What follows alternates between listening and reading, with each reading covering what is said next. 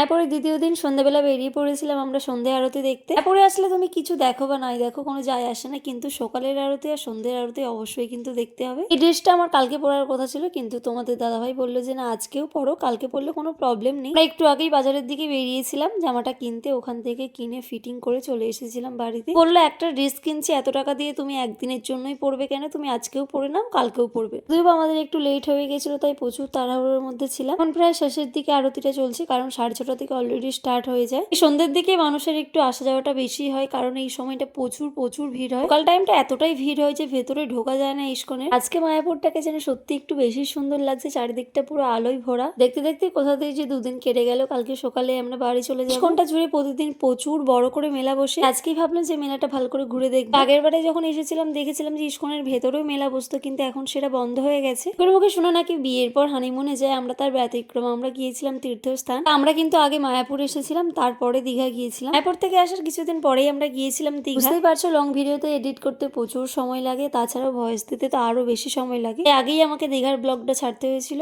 এটা যেহেতু দামোদর মাস চলছে তার জন্য প্রচুর ভিড়।